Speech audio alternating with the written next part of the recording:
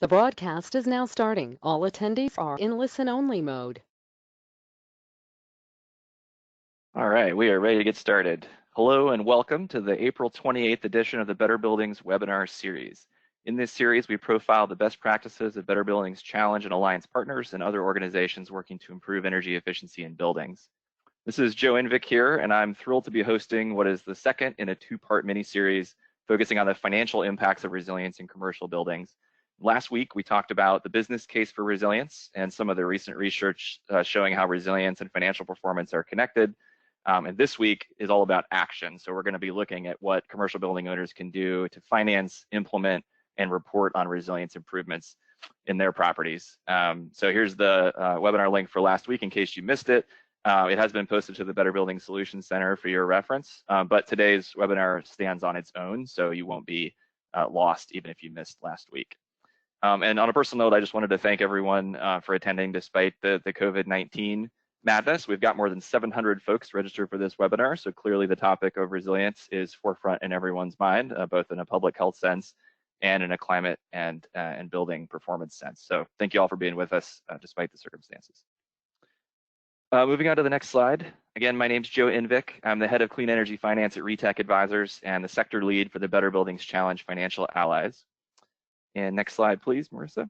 And in the next hour, I want to cover four things. So first, we're going to do a brief overview of the key challenges and opportunities that building owners are facing when it comes to taking action on resilience. We're going to look at things like the types of resilience improvements that are available, financing mechanisms that can support those improvements, and frameworks for disclosing performance. I'll briefly review the DOE Resilience Roadmap, which is a brand new tool that we just launched on the webinar last week that's designed to help building owners take action on climate and resilience risk. And then third, we will spend the bulk of our time hearing from our speakers who will provide insights from the commercial real estate and the finance industries, which I'm really excited for. And then finally, we'll have time for Q&A at the end. Going on to the next slide, the main thing though that the webinar is designed to do is give you practical tools that you can use to measure, manage, and mitigate resilience risk in your portfolios, your clients' portfolios, or any building portfolios that you work with. So last week we focused more on the measuring side. This week we're focusing on the managing and mitigating side. Next slide, please. Quite frankly, if you're looking to learn about cutting edge trends in resilience, there's probably no better room to be in than this one. So we have Guy Van Sickle on our panel today, who's a senior manager on the investment team at Hannon Armstrong, where he supports clients with funding for a variety of resilience, energy efficiency, and renewable energy projects. And by the way, Hannon funds about $1 billion a year in those projects. So they have one of the largest and longest operating histories in the industry to draw upon.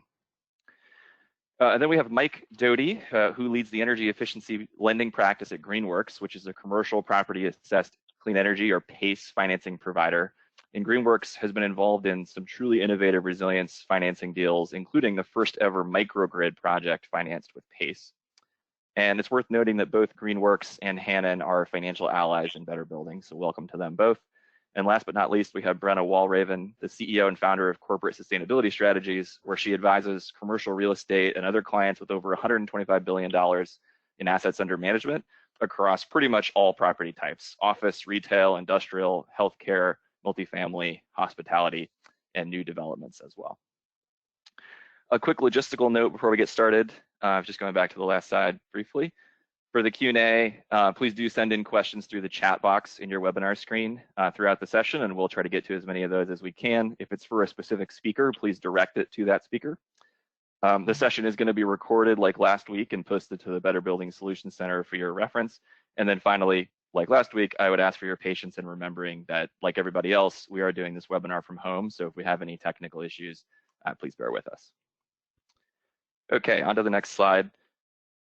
To briefly review what we covered last time, the last few years have seen an unprecedented amount of damages from weather and climate-related disasters, with over $300 billion in disasters in 2017 alone. And in response, not surprisingly, the commercial building sector has been looking for guidance on how to plan for resilience, but there's still a lot of confusion about exactly how to go about that. And for that reason, in 2019, the Department of Energy launched the Finance and Resilience Initiative to look specifically at the impact of resilience risk on financial performance in commercial buildings. And the goal of the initiative was to bring together experts and emerging best practices to help building owners tackle resilience risk. We focused mainly on energy and climate related issues, although we looked at some other issues too, like seismic risk, for example.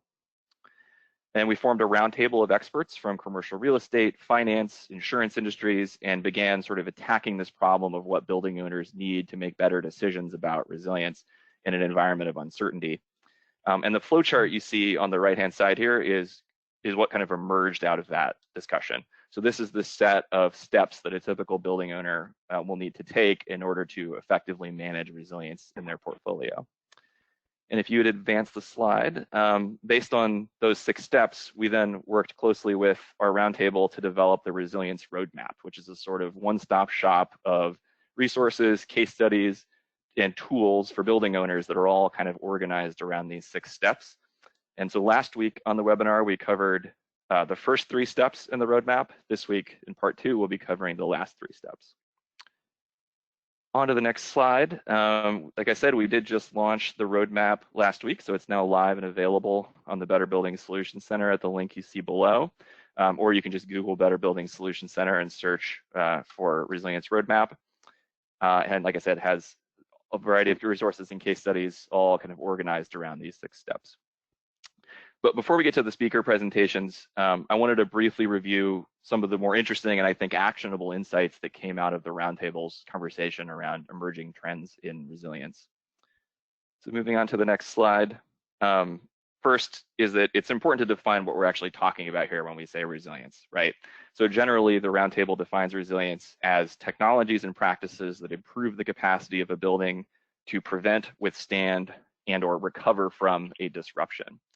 So when we think about typical types of resilience projects, they often fall into one of these 3 categories. You have energy supply projects, which are designed to enable building systems to keep operating in the event of a disruption. So things like distributed generation, renewable energy, battery storage, microgrid, et cetera. Then you have resource conservation projects. These are projects designed to reduce the total energy and water demand of a building, which therefore allows the building to operate for longer and more securely on backup power, backup either batteries or backup generation. And then you have a third category of structure hardening projects. So these are improvements that directly mitigate damage to properties, the people within those properties, or prevent the electrical system outages in the first place. So this isn't a fully comprehensive list, but it's a pretty good indication of the types of projects that we're going to be talking about today. And the key thing that you'll note from this little taxonomy is that energy performance and resilience performance are closely linked, right? Energy systems are some of the most vulnerable systems to disruption. But on the other hand, as our Better Buildings partners are demonstrating every day, improving those systems also comes with additional benefits, things like cost saving and improving occupant comfort. So when we think about resilience at the building level, energy is almost always front and center in that conversation. Moving on to the next slide, I do want to touch on kind of the issue of funding and financing resilience projects as well. So some building owners will, of course, elect to just fund these projects internally. But when it comes to third-party financing, there's not just 1 or 2 choices out there. There's really a whole menu of project finance structures that you can choose from to meet your organization's needs. And this is typically how we think about the taxonomy of different financing solutions at DOE. On the one hand, you have the traditional financing, things like loans and leases that are being used for obviously lots of other purposes in the economy, but can also be applied to energy and resilience projects. And then you have the more specialized financing options that are specifically designed from the ground up to support energy and resilience. Things like on-bill financing, property as clean energy, which we're going to hear about from Guy and Mike today, and then various flavors of energy services, efficiency as a service, energy performance contracting, and power purchase agreements.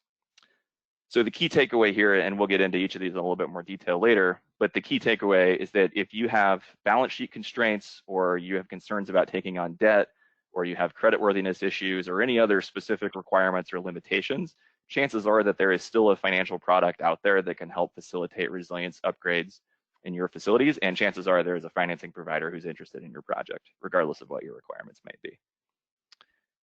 On to the next slide. And speaking of those financing solutions, if you do want to learn more about finance beyond what you've learned today, I highly recommend you check out the Financing Navigator. So this is an online DOE tool where you can explore financing solutions. You can answer some questions to find the best fit for your organization. And then if you so choose, you can connect directly with financing providers through the Navigator as well. And it's available at that link down below, or you can just Google Better Buildings Financing Navigator to get there. On to the next slide. Speaking of the financing providers listed on the Navigator, we have 50 financial allies in Better Buildings. So these are financing companies who are partners in Better Buildings, but who are committed to helping other Better Buildings partners and building owners in general get energy and resilience projects done by providing capital. So you can connect with these guys directly through the Navigator. You can also always shoot me an email. And again, this is Joe Invic speaking. You'll see my email at the end of the presentation. And I'd be happy to make direct connections to any of the allies that you'd like to speak with. On to the next slide. Another great resource we have on the Better Building Solutions Center is case studies highlighting the successful use of financing to get resilience done. And the takeaway here is that there's case studies of just about every type you could imagine. So we have a commercial PACE financing for resilience toolkit that highlighted case studies ranging from a microgrid to a $40 million seismic upgrade for a hospital in California to hurricane proofing for a nursing center in Florida. We have a case study on a public-private partnership used to fund a microgrid as a partnership between Centrica and Connecticut Green Bank. And we have an interesting example of an energy services agreement being used to facilitate a combined heat and power system at a city data center in London. So there's a lot more where those came from on the Solutions Center. So highly recommend you check those out if you're looking for examples of how financing models can be applied in practice to make resilience happen. We're also going to hear a bunch of case studies from Guy and Mike and Brenna today.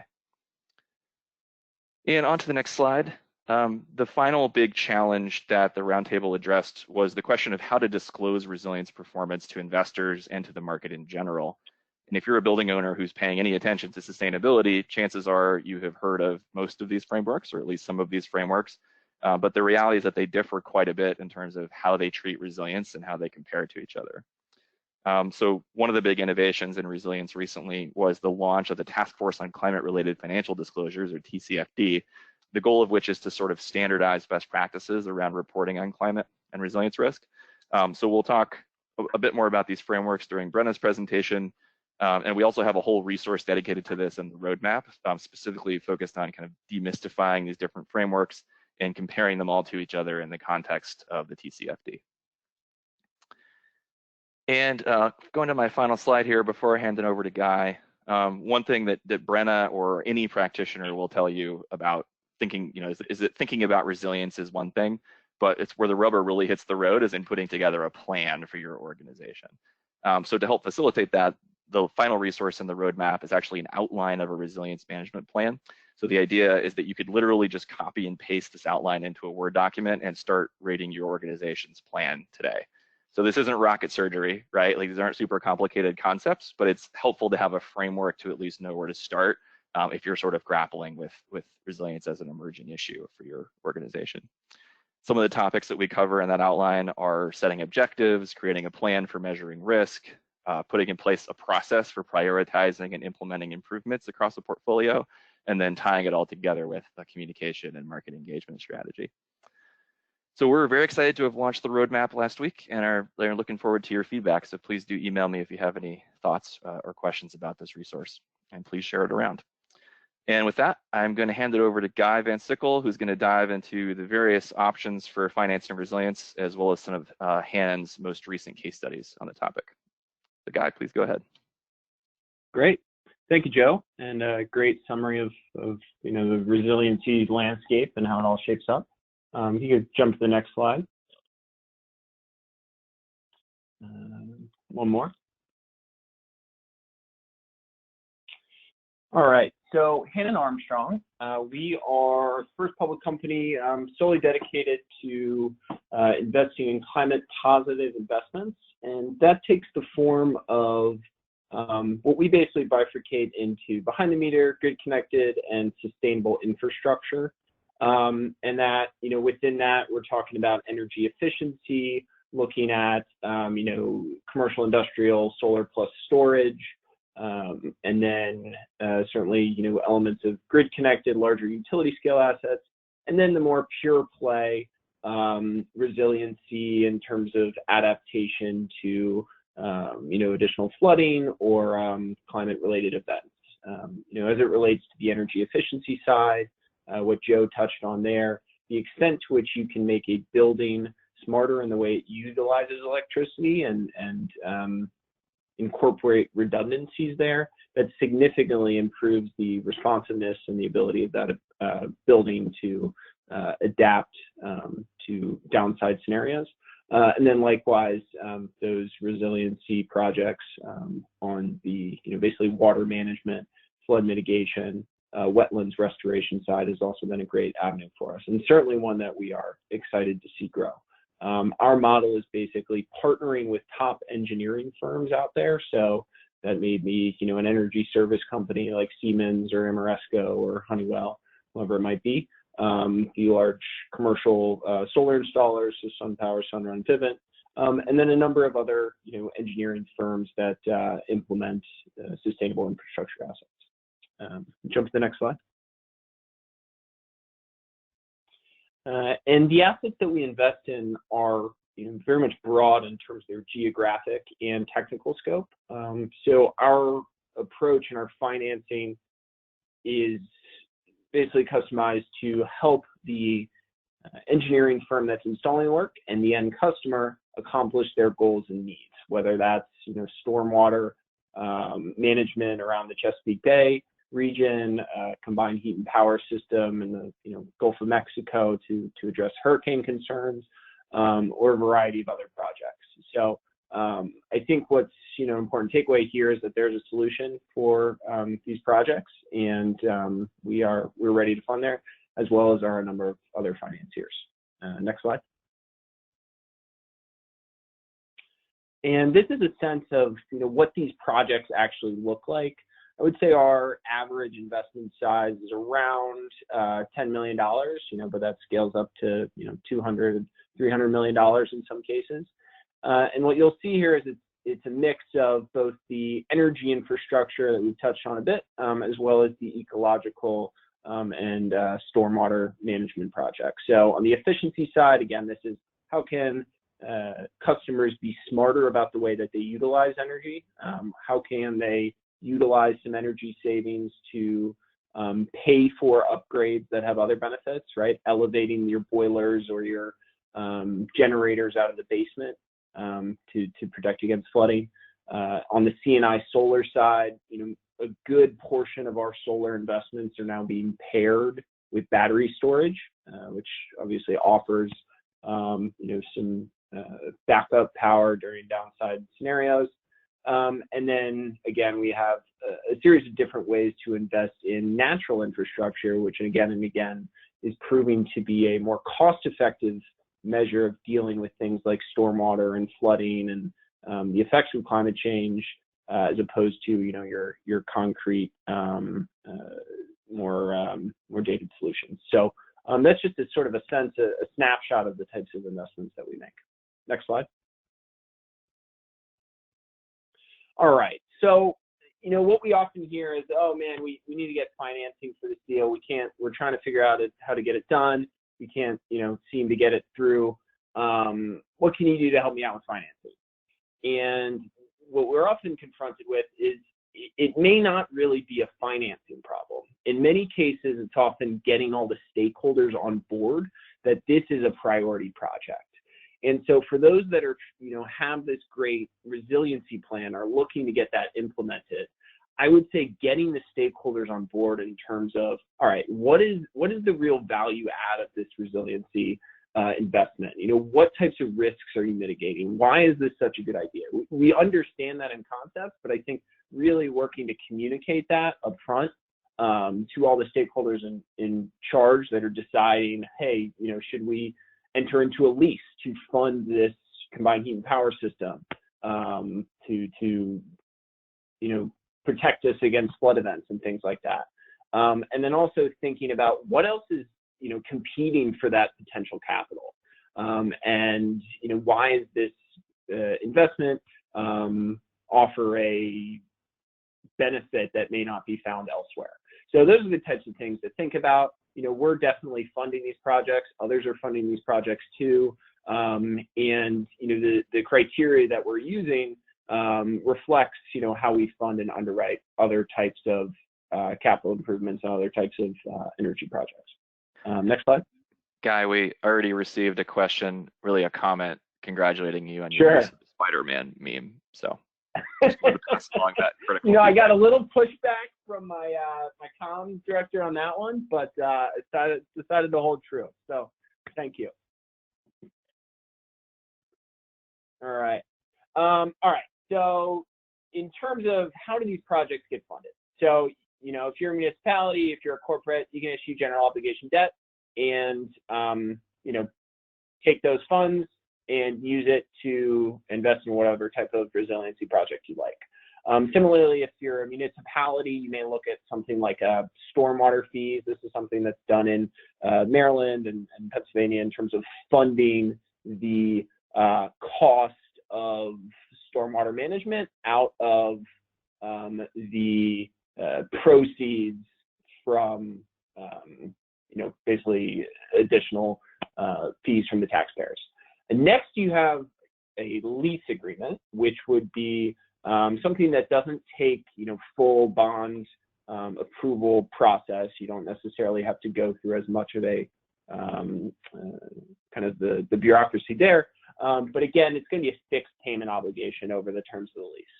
So that's one that, again, you can use that to fund hard infrastructure. You can use that to fund stormwater management, but it will be locking that counterparty into a fixed obligation that'll show up on the balance sheet and as it's assessed by rating agencies. Next, you have what we think of as a performance contract or a services agreement. And this is where the customer's payment, so the person that's actually receiving this resiliency project and the benefit of that, will only pay for that project in the event that benefits are realized. So a classic example of this is an efficiency project where an energy service company, like Ameresco, installs a boiler system, and the customer will only pay in accordance with that boiler system achieving a certain level of efficiency. So that has been a great model for funding energy efficiency improvements. And, as Joe touched on, in many ways, efficiency improvements are resiliency improvements. Right now, there aren't necessarily demonstrable savings from resiliency projects that are sufficient to support financing payments. And that's not to say that, if you were to look at the long-term benefits of resiliency projects, that, they definitely outweigh the upfront cost. It's just you can't directly point to, okay, you're reducing your insurance costs by $1,000, and we're going to take that $1,000 savings and use that to offset your financing payment. So that's kind of what we're touching on there. And then these types of agreements, sometimes you just credit neutral by rating agencies if the payments are offset by savings. Property assessed clean energy, Mike's going to touch on that one, but that's another great option in the commercial sector. Next slide. All right, so in terms of how these projects are actually funded and what could get funded. So here we're looking at the Paris Island Marine Corps base. So this is a Department of Defense facility in South Carolina that entered into a very large microgrid expansion and resiliency project that we worked with Ameresco on to fund. If you could jump to the next slide.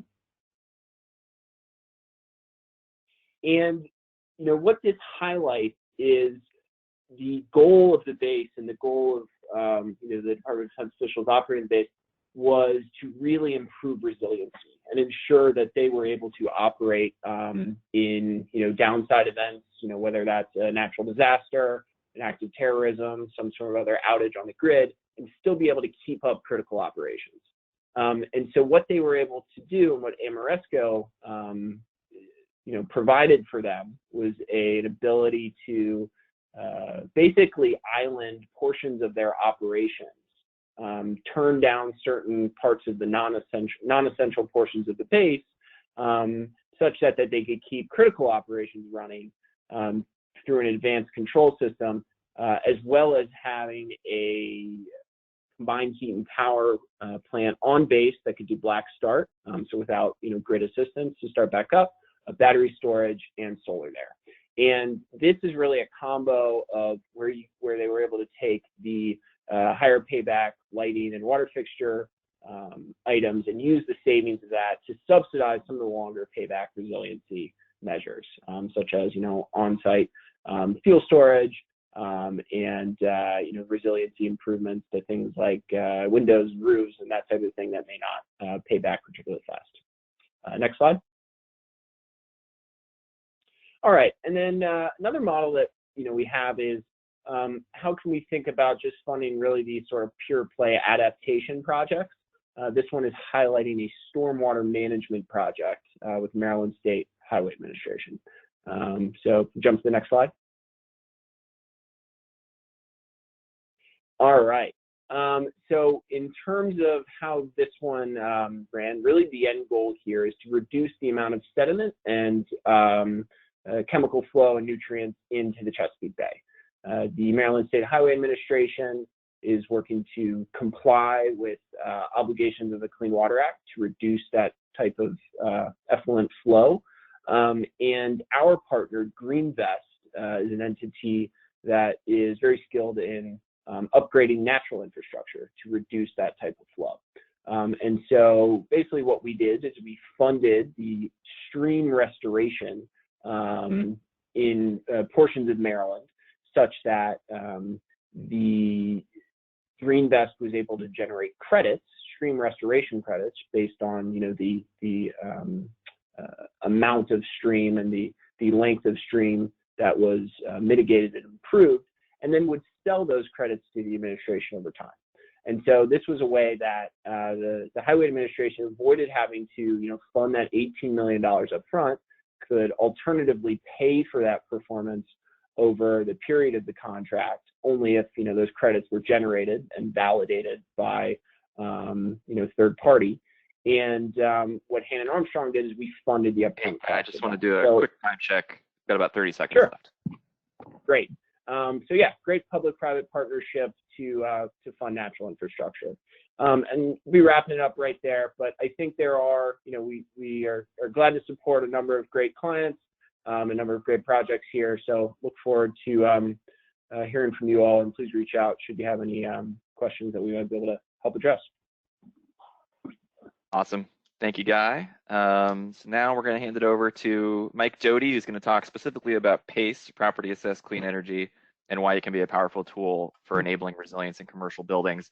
I've seen some great questions coming in already, so please keep the questions coming. Mike, over to you. Thanks, Joe. Yeah, so we can go to the next slide, and we can actually skip the intro here onto the next slide.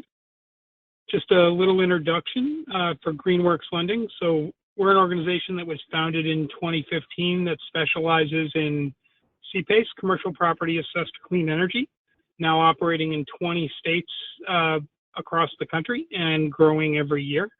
Our organization was founded by two women who started the Connecticut Green Bank, and by 2015, the Connecticut Green Bank was originating about 50% of all CPACE originations nationally. And as much as I love my home state, anytime Connecticut represents 50% of anything on a national basis, you've either found something or something is horribly wrong. So in 2015, spun off to create Greenworks Lending out of the Connecticut Green Bank to fund outside of Connecticut. And since that time, we have grown to operating all across the country. And we can move on to the next slide. So to continue on, what CPACE is a public-private partnership that allows for advantaged financing to be placed as a public benefit assessment on real estate tax bills across the country. It's enabled by state level legislation, administered by quasi-public entities across the country at the state level, and ultimately funded by private organizations like ourselves who access capital in the capital markets to fund these projects. CPACE loans, the best way to think about them, so Guy went through energy performance contracting at the top. CPACE is really energy performance contracting for consenting adults.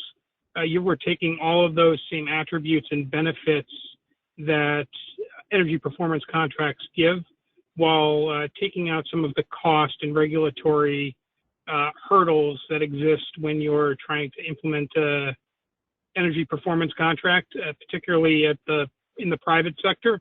Those costs are not something that a private business is willing to engage with, and CPACE allows for a much lower cost option to provide the same long-term, low-cost cash flows that organizations are looking for. So CPACE loans typically are 20 to 30 years in term, completely non-acceleratable, and secured by the building itself and not by any kind of personal or corporate guarantee. And with that, we can move to the next slide.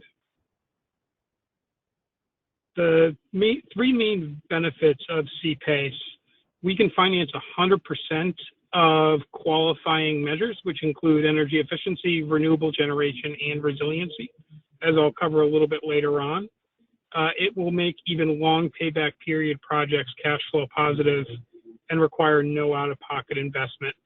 As I mentioned previously, there's no personal or corporate guarantee. In a lot of cases, CPACE financing can be treated as off-balance sheet, where you would just be claiming the annual debt service as an expense the same way you would show taxes on your books, but not actually show the liability on the business's books, because there's no reason we cannot accelerate repayment anytime for any reason. And based on that structure, it makes it incredibly easy to qualify for. You'll find that underwriting requirements for CPACE loans are much more forgiving than other types of commercial finance, and we're ultimately underwriting the building much more than we are the operating entity. We can move on to the next slide. So most buildings qualify. It's actually much easier to discuss what doesn't qualify for CPACE than it is to go through the list of what qualifies. Any building that has a commercial property tax liability qualifies for CPACE. The big ones that don't, public schools, any government facilities, and public healthcare facilities do not qualify. Outside of that, any commercial property type is eligible for CPACE. As far as what we're able to fund, it goes through a couple of different gates. On the underwriting side, for retrofit projects where there's an existing cash flow in building, we can fund up to 35% of that building's as complete or as stabilized value. And on new construction projects, we can fund up to 20% of that as stabilized value. In both cases, we wouldn't want to see the total debt on the property, inclusive of any other secured debt like a mortgage, exceed 95%. It can't be in bankruptcy, and in most cases can't have late tax payments in the last couple of years. We can move on to the next slide. So the project types, as I alluded to before, any type of energy efficiency or deferred maintenance items, we can fund new construction and gut rehab and solar and renewable, as well as resiliency projects in certain markets. And if we move on to the next slide, we can get into that in a little more detail. So where and what can we fund on the resiliency side? During the passage of the state level legislation, each state has taken a slightly different look at resiliency. Across the country, the most common elements of resiliency that we see written into the legislation is seismic, hurricane, microgrid, EV, and stormwater. And this map will be available for your reference as to where that legislation exists and where we're able to lend. If you move on to the next slide, go through the measures in a little bit more detail. So regionally, we need legislation to finance resiliency-only measures, but it's also important to note, as both Joe and Guy have already brought up, energy efficiency is a core resiliency strategy, and there are many resiliency items that we can fund in every state where CPACE is available.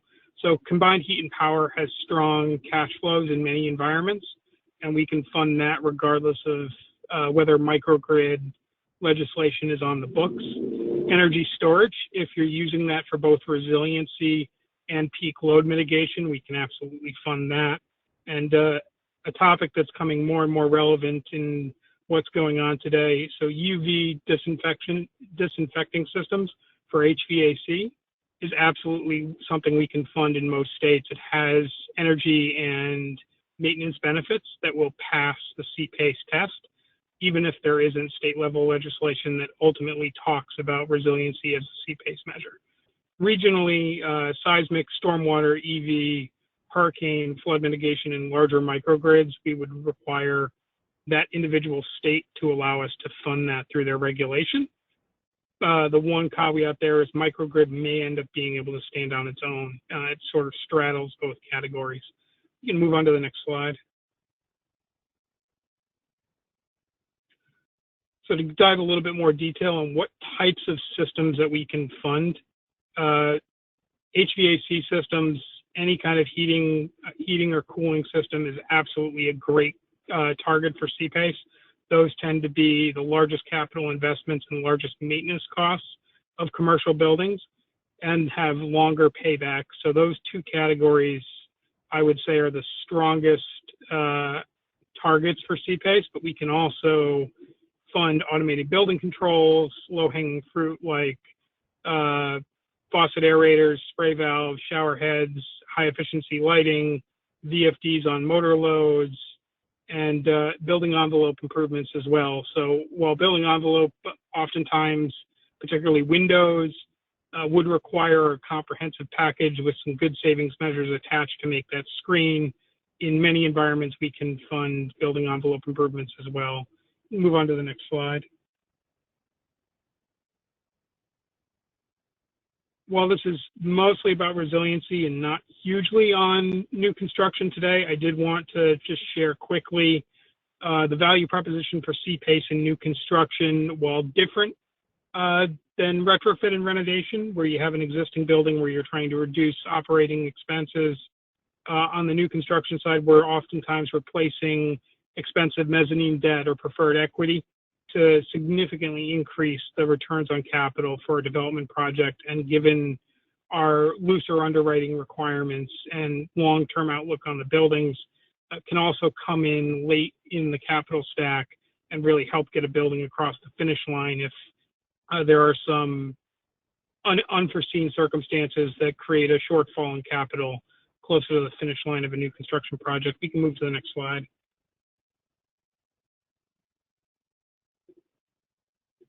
Real quick, just wanted to also go over how CPACE is helping given the economic downturn that we're anticipating and seeing on a day-to-day basis. So CPACE loans, at least originated through us, we can defer the first payment up to 24 months from the time of close, giving the ability of a building owner to realize savings of the investment that they're making and ultimately improve cash flows through some of the economic turbulence we'll be seeing in the next couple of quarters.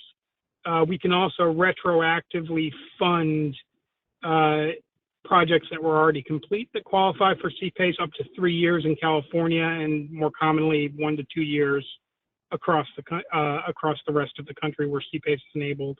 Move to the next slide. So this just gives a reference of where retroactivity is available for CPACE, and we lend in all of these states. If there's a particular opportunity, feel free to reach out. We can move to the next slide as be cognizant of time here. So wanted to go through a couple of case studies that have particular interest for resiliency. The first is a agricultural facility we did in upstate New York. This facility put in a 340 kW combined heat and power system that allowed it to meet most of its heating and cooling need through an absorption chiller system and installing LED lighting that is now powered by the combined heat and power system. Particularly in agriculture, this had extraordinarily good cash flows because you were seeing benefits on 3 different levels. So you were providing electricity at a more economical rate for the facility. You were utilizing that waste heat to provide either heating or cooling depending on the season, but they were also purifying the CO2 coming off of the system to feed the agricultural facility, increasing the yield on the plants and eliminating the need to ship in and store purified CO2 for that purpose. So the economic returns on this particular project were great, and we can move to the next slide. Mike, just a time check, you got about 30 seconds left. Perfect.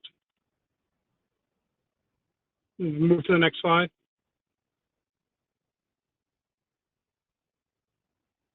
Oh, apologize if I'm lagging here. So to move to the do you want to go to the case study, because I have 30 seconds. 777 Main Street slide, Mike? Yeah, no, I finally got it up here in front of me.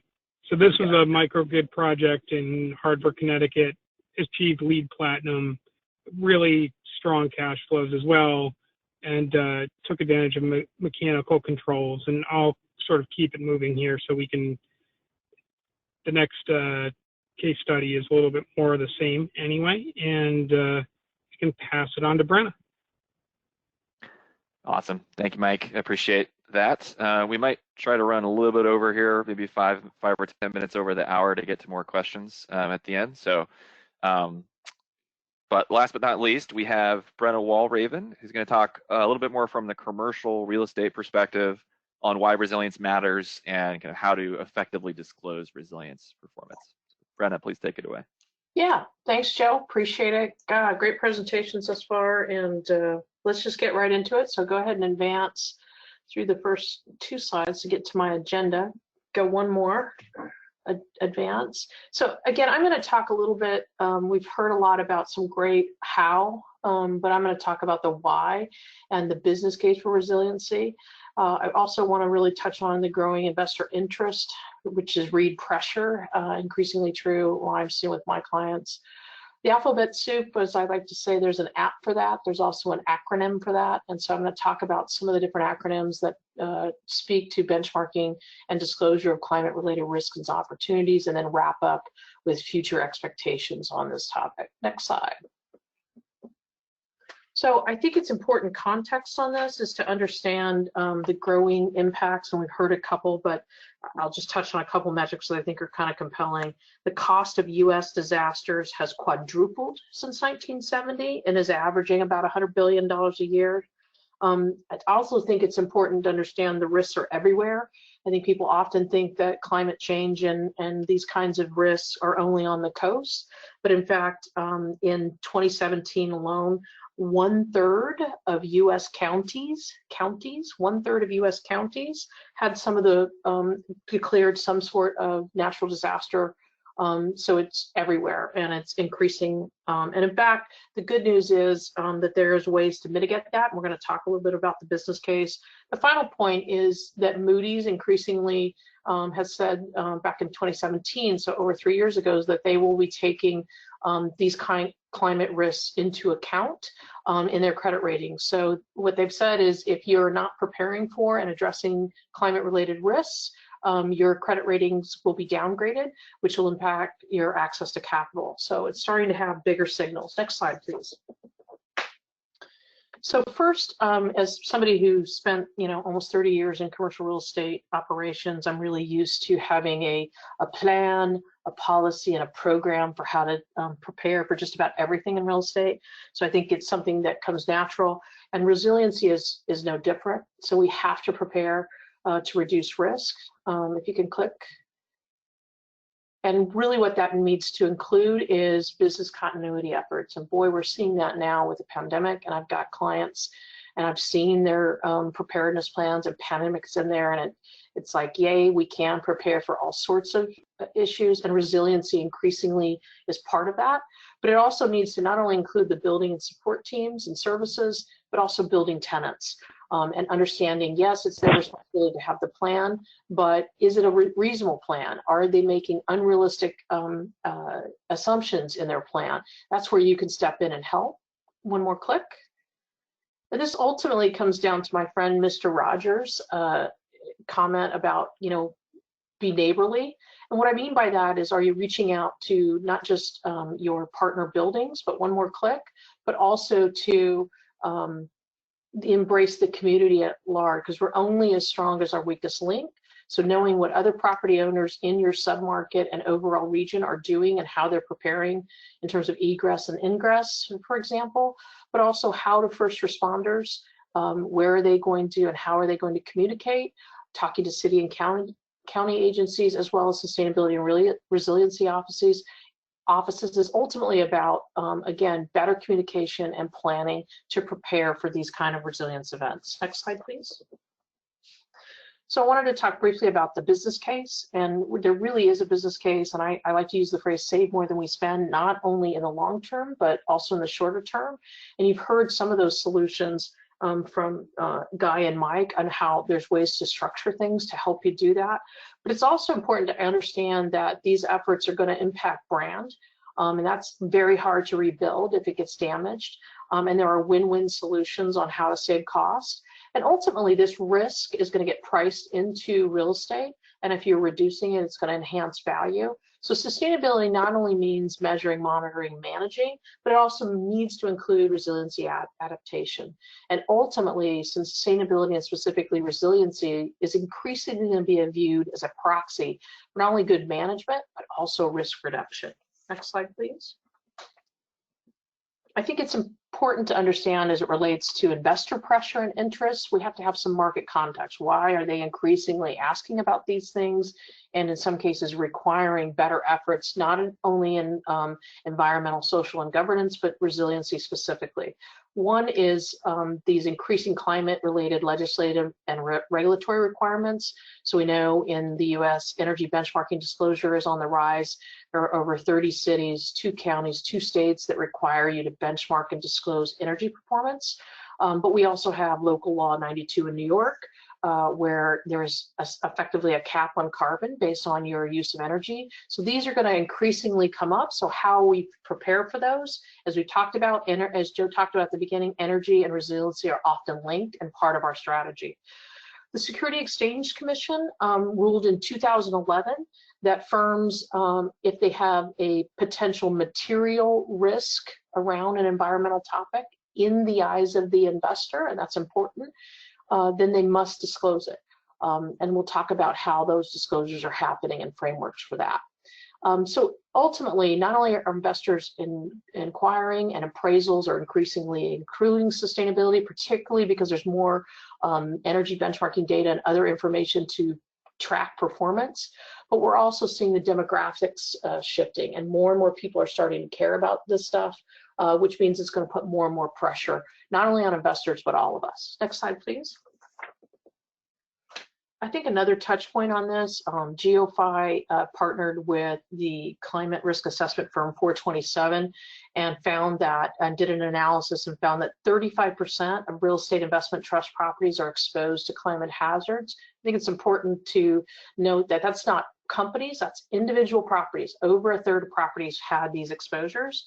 And this is where Larry Fink, the CEO of BlackRock, led him to send his annual letter, and part of it where he said, our investment conviction is that sustainability and climate integrated portfolios can provide better risk-adjusted returns to investors. That's why increasingly investors are care. And you may say, well, it's one CEO, but BlackRock represents $7.5 trillion of investment capital. So they really are a market mover when these types of statements and projections are made. Next slide, please. So click through until you get to the red circle. So this table, I'm not going to go through this table, you can't read it anyway, but it's in your TCFD, which we'll talk about here in a second, talks about transition risks and the different types of transition risks. And the one I often get asked about is circled here in red is resource availability. Come on, Brenna, is there really going to be a risk of resource availability? Well, if you click the next slide, I can give you one of the best real-time examples that we have here in California, which is due to high winds and low humidity, risk of fire, and including very devastating fires have happened throughout the state of California. And so in response to that, PG&E has said there's no way we can keep people safe, so we're gonna have to shut off power. And so you may be thinking, oh, that happens, for an hour or two, and it's out in the middle of nowhere. As you can see by this graphic, it's most of the Bay Area, and it wasn't just for an hour or two, it was for a week. And so you have to start thinking about what happens to the real estate value and its functionality if there's no power. And I think was touched on here earlier is that we're seeing clients interested in not only on-site renewables, but also storage to help brave these types of events. Next slide, please. So lastly, why investors are caring, I just want to tie, we really tend to focus on the accretive value drivers of these efforts at ESG and resiliency. But I think when you think about resiliency specifically, all the items on the right-hand side of the list are the defensive value protectors. How do we protect value? In large part tie directly to resiliency. And so this is increasingly why investors care and are going to be asking about these efforts. Next slide. So next I want to talk about, again, the kind of the alphabet soup. I'm not trying to cover all of them and certainly not in detail. GRI, the Global Reporting Initiative, and CDP, the Carbon Disclosure Project, are also frameworks around disclosures. But let's move right into SASB because I think it's an important one to touch on.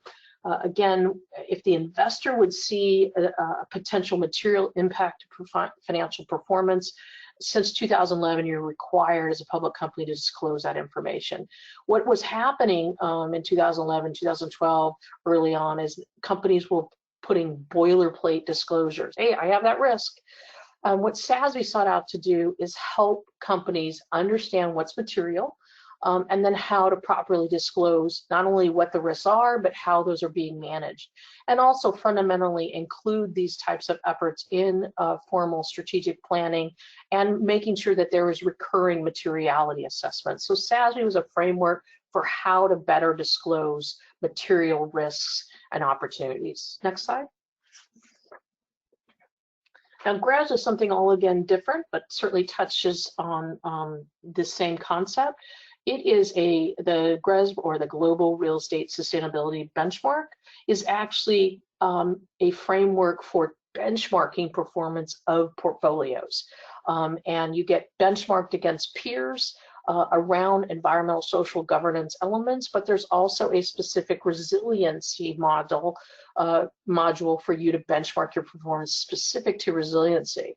And just like other aspects, it is expected that that resiliency module will be pushed into the overall GRAS survey, if not next year, but very soon after. So what it's trying to do is benchmark your performance against like portfolios. And you might think, hey, what's the big deal if I benchmark or not? I don't. Well, there's over $4.5 trillion of global real estate investments reporting into GRAS today, and GRAS members represent over $22 trillion in institutional capital. So it's a signal that more and more investors care, which means more and more of us are going to have to care and respond on our performance. Next page, next slide. So TCFD, or the Task Force on Climate-Related Financial Disclosure, was actually formed by the Financial Sustainability Board, G20 finance ministers, and central bank governors, and it aims to provide a voluntary, consistent disclosure framework that improves the ease of producing and using climate-related financial disclosures. And the recommendations from TCFD are meant to be included in traditional financial filings, and it really is aiming to quantify climate-related financial impacts with a strong focus on risks and opportunities related to the transition to a low economy. The way to differentiate, the way I think about the differentiation between TCFD and SASB, SASB is giving you a framework for current reporting, so annual report, what happened in 2019. I'm going to tell you about those, what was material, what were the risks, what were the opportunities, and then how we managed it. TCFD is more forward-looking. It's trying to look at not just this year and next year, but what's going to happen in the next 5 to 10 or 20 years in terms of these types of risk and how are we managing it, and really provide better transparency to decision makers and part of, again, normal traditional financial filings. Next slide. Bernie, you got about 1 minute left. Okay, great, thank you. Click through. So just quickly, FM Global did an analysis, and Joe talked about this on the session last week, is that you know, for every dollar spent in mitigating risk and investing in preparedness and resiliency effort, there can be as much as $105 reduction in an overall risk. You know, take with a grain of salt that that's coming from an insurance company, but I think the point of this slide is just to share that the traditional insurable loss calculation is really above the line or above the water, and there's so much more risk that can't be insured against around market share, misgrowth opportunity, and negative investor sentiment. Next slide. And I think in this, we've talked about both physical risks and how those can get managed and transition risk. I think my point here on this graphic on the right is just to show the dramatic increase in climate change laws and executive policies trying to regulate and mitigate carbon to reduce the impacts of climate change. So these things are not stagnant, they're going to be on the rise and more important. Last slide for me. You can go ahead and click the next to get the red box, but essentially what I wanted to focus on, these are the megatrends, and this was produced by Nuveen. If you can go back one, thank you. These are megatrends impacting real estate investment in the next 15 years. Were put together by Nuveen. I think they're really spot on. And I guess I would say not only does climate change bite, but there will be winners and losers. And I think the resources that the DOE climate resilience, finance and resilience work has put together, this initiative will provide some resources and tools to help you navigate and provide some more information. And again, I appreciate the opportunity to share with you some of the things. And I don't know what rocket surgery is, but we're giving you some tools to help you get through that. I'm good. Thank you. Thank you, Brenna. I don't have time to get into it. So I think we are going to run about 10 minutes over just to make sure we get to some questions here. So if any of the panelists have to drop off, that's totally fine. We'll skip over you. But one quick note, if you go to the next slide before we get to the Q&A, is I wanted to introduce the Better Building Solutions Center, which we've mentioned a couple times, where you can find over 2,500 publicly available solutions. This little animation here is showing you how you can explore by topic, by solution type, or go to one of the program or partner pages directly. And so by visiting the toolkits landing page and clicking on finance, you can get to the finance and resilience roadmap. Looks like the animation might be frozen, at least on my end, but trust me, it's there. So just go to www.energy.gov/BBSC to explore all that the Solution Center has to offer. All right, moving on to the next slide. Let's do a little bit of Q&A. So I think, provided that our panelists can stay with us for a few extra minutes, we'll do one question for each panelist and then a couple general questions. So starting with Guy, during your presentation about Hannon and about resilience finance solutions in general, one of the questions was, are there any limitations of these different financing structures for a public versus a private entity? So if you could talk a little bit about some of the challenges, unique challenges that public versus private folks face in procuring finance. Yeah, that'd be great. So one of the key considerations is basically the tax status of those entities. So if you are, a municipality, you have the option to issue tax-exempt debt. So that might be a advantageous way to fund some resiliency projects that obviously is not available to corporates. Likewise with revenue bonds and things like that. What I think is maybe the most interesting would be as it relates to credit ratings and the appeal of these service contracts. While tax-exempt financing may be available to municipalities, they may want to go the taxable route in order to avoid impact on their credit rating, based on it being as opposed to a fixed bond obligation. It's a service contract, so that can be advantageous there. Energy savings performance contracts are done on both public and private entities, and then PACE is really kind of on the private side. So I think that's most of the landscape. Awesome, thanks, Guy. Yep. I guess question for Mike, and anybody else can certainly weigh in as well. They were asking about, under a PACE financing arrangement, in cases where you're financing a project that generates some energy savings, does the customer get to retain some of those savings, and kind of how does that work in terms of the net cash flows to the customer under a PACE financing transaction? Sure. So the best way to think about that is if the project is generating savings above the interest rate of the PACE loan, then the customer is retaining all of the savings that exist beyond that rate. So if we're funding a project at 5.5% interest and the return on capital invested is 15%, then the customer is retaining 9.5% a year on that investment with nothing out of pocket, as an example. Or if there are cash flows that extend beyond the term of the PACE financing, once the debt is repaid, they're receiving 100% of that economic benefit. Got it. Thank you. This one is for really anybody who'd like to take it, but Brenna, if you'd like to take a first crack, feel free. Is that how do we, and we talked about this a little bit on the webinar last week, but how do we go about placing a dollar value on resiliency, either in a project finance context or just in a general commercial real estate context? Like, we're talking about the financial impacts to real estate, but how do you translate amorphous probabilistic risk into actual dollars, and how do you sort of make decisions based on that information?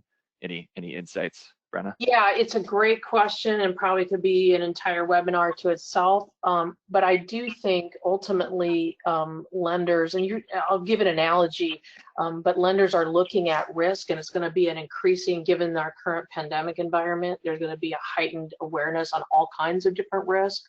Kind of like you've seen a lot of insurance companies, including the parent company for my former employer, USAA, who said, hey, we're going to give you a discount on your insurance, not only because it's tough time, but because you're driving less. So there's reduced risk of crashes, and so we're going to reflect that in your premiums.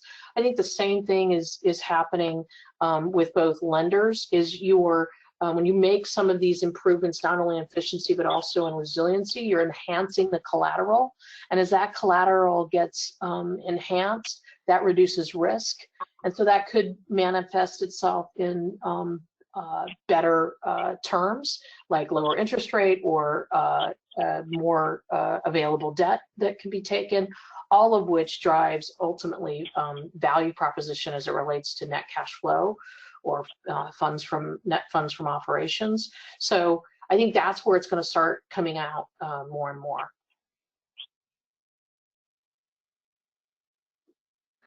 Very good. And I would just add that on last week's webinar, we had a graphic in there that specifically maps potential climate and resilience risks to line items on a typical commercial building's balance sheet and income statement, which is, if you're kind of struggling with how to make climate risk tangible in a financial sense, I think that graphic does a pretty good job of showing you exactly when and how it can impact financial performance. Yeah, it's a great one too. Yeah, thanks for referencing that. It was really well done. Great. So question for anybody who'd like to take it, but it's interesting looking at all the different resilience or disclosure frameworks, none of which are specifically focused on resilience, with the arguable exception of TCFD. All the other ones are really ESG frameworks that also include resilience. So where are we headed? Like 5 or 10 years from now, are we headed towards a more integrated singular standard for how to disclose or benchmark resilience performance, or we're always going to sort of have this cocktail of different, sometimes confusing frameworks to deal with? Any Brenna, I'll take a stab. I think there's always going to be multiple. Certainly in real estate, GRAS is the de facto standard. It's not only obviously a disclosure, but it's also a benchmark. You're measured against your peers. So if you're a publicly held office REIT, your peer set to get benchmarked against is other publicly held office REITs in the US, if you're US based. So I think it's de facto the leader right now, but I think there's a lot of pain points on how to do this, meaning that it takes 6 months or more to prepare for and then go through the GRAS submittal process. And I think there will be opportunities for more streamlined. The alternative to that is the involuntary benchmarks, which there are many, many of these, where they basically go scrape data from your public filings, your website, your public sustainability report, and other information, and then rate you. And they're involuntary, meaning that it's going to happen across 80 industries, whether you like it or not. And so I think there's going to be a drive towards more simplified, automated means to benchmark. that's today not really available in the market. Okay, great. And this is Guy here. I can chime in one more on that. Sure. Supported our team on deployment of our TCFD disclosure. Big thing there. We submit a lot of these different assessment reports. I think where we've got ahead is proper inclusion into SEC filings and into audited financials in terms of disclosing risks. I think TCFD does a pretty good job of bringing in a whole bunch of different perspectives on risks and opportunities. That's kind of where I see it ending up. There are just so many of these frameworks right now. It's difficult as one that's filling them out to keep track of them all. Yes, excellent points. So we'll do one more PACE question and then a general one, and I think we can wrap it up there. But Mike, I had a couple clarifying questions for you about PACE. Maybe we could just do them rapid fire. Folks are asking if you typically see geothermal projects as an option for PACE, and then also asking about applicability for things like building envelope and various HVAC upgrades, if you could speak to those a bit. Sure. So quick answer on geothermal is yes. Broader answer on building envelope. In certain areas where we don't have to demonstrate a savings to investment ratio requirement, we can 100% cover building envelope. Where we have to demonstrate a savings to investment ratio that is positive over the term, it can be a little bit more challenging. And the best way to accomplish that is to take on a comprehensive approach of a building where you're tackling the HVAC, the mechanical systems, the lighting systems, any of the motors in the building, while also doing envelope. And oftentimes doing that will result in a project that is ultimately cash flow positive, which is the savings to investment ratio requirement that I mentioned. And the question I think I read on that as well. So the technical review of all of these projects would take into account the interactive effects, which I think was the nexus of that question. So that if you're reducing the size of your HVAC system because envelope improvements allowed the load of the building to be reduced substantially, and it required less conditioned air or conditioned heating or cooling, we would absolutely take those benefits into account in assessing the project. Got it. That's helpful. Thank you. One final question for anybody who'd like to take it, and I've got a few thoughts on this too, is, it's when you're talking about energy savings from projects, it's easy to quantify that. It's just kilowatt hours times how much it costs per kilowatt hour equals cost savings. So how do we think about quantifying the quote cash flows or other financial benefits from resilience measures and improvements? Two quick thoughts on that. One is that oftentimes you'll hear folks talking about it in terms of value at risk, which is really the value of the asset times how much of that value could be lost in the event of a particular disaster or event times the probability of that disaster or event occurring, right? So that's sort of the very basic way to think about it. The other way to do it is sort of relative scoring, right? So there's a lot of providers that are out there, some of which we mentioned today, that will provide essentially a climate risk score or a resilience score at the property level. So you can, some of these providers, you can send them a property list and some information about each property, and they'll run it through a system and spit back out a score and a map showing you kind of how your risk is distributed across the portfolio. So that doesn't get you to as precise a number as energy savings does, but it gets you, partway there at least. I'm curious if any other of our panelists have thoughts on ways to quantify the benefits of resiliency projects. Yeah, Joe, I'll just jump in to add that was an excellently well put. I think insurance cost is another big direct way. You have to have conversations with your underwriters to make sure your investments will qualify, but typically they will reduce your insurance costs that tie to it. Energy savings, again, does drop to the bottom line. Lease structure comes into account in that. And I think if you can talk through, I think much like, I think it was Guy showed the cost of capital was a great way to show that using PACE can actually lower your cost of capital. I think in the same format, you can show how energy savings ties directly to NOI, even taking into account lease structure, but I think well put. The one other one too would be as you de-risk, if you think about how Moody's and S&P evaluate that type of risk over time, and other investors, that will tie directly into their rating assessment of you and then your ultimate interest rate. So, interest rate savings at hand if one effectively implements those strategies. And the one other quick thing I would add is, depending on the strategy, oftentimes we see the lifespan of those improvements being greater than the standard case they're being compared against. So if you can better articulate any maintenance cost savings or life cycle cost reductions of having longer life equipment that you're installing for resiliency purposes, that can oftentimes increase the value of those types of investments. Awesome, great answers all around. Well, thanks everybody for sticking with us a little bit over. We just have a couple of slides to wrap up here at the end with a couple of upcoming events.